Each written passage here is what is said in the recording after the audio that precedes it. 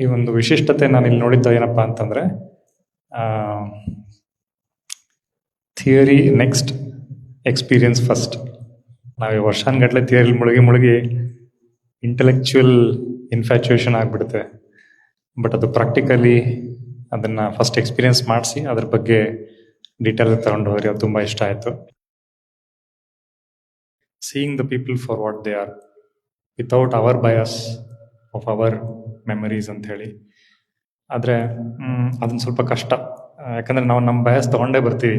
ಒಬ್ಬರು ನೋಡಿದ್ಮೇಲೆ physical attributes ಮೇಲೆ ಜಡ್ಜ್ ಮಾಡುತ್ತೆ ಮೈಂಡು, ಅವ್ರೇನು ಮಾಡ್ತಾರೆ ಅದ್ರ ಮೇಲೆ ಜಡ್ಜ್ ಮಾಡುತ್ತೆ, ಏನೇನೋ ಎಷ್ಟೊಂದು ಪ್ಯಾರಾಮೀಟರ್ಸ್ ಮೇಲೆ ಜಡ್ಜ್ ಮಾಡಿಬಿಡುತ್ತೆ. ಸೊ ಇವತ್ತು ಈ ಶಕ್ತಿಯ ಅನುಭವ ಇವತ್ತು ಮೊನ್ನೆ ಸಾಯಂಕಾಲದಿಂದ ಆ ಒಂದು ಅದೇ ಗುಂಗಲ್ ಇರೋದ್ರಿಂದ it was very easy to see the shakti behind the physical person. But ಅದೇ ಕಂಟಿನ್ಯೂಸ್ ಆಗಿ ಇನ್ನೂ ಮುಗಿತಿದ್ದಂಗೆ ಇನ್ನೂ ಸ್ವಲ್ಪ ಎನರ್ಜಿ ಬರ್ತಾ ಇತ್ತು. ಅದೊಂದು ತುಂಬ ಬಿಯಾಂಡ್ ಮೈ ಫಿಸಿಕಲ್ ಎಕ್ಸ್ಪೆಕ್ಟೇಷನ್ ಅನಿಸ್ತು. ಚೆನ್ನಾಗಿತ್ತು.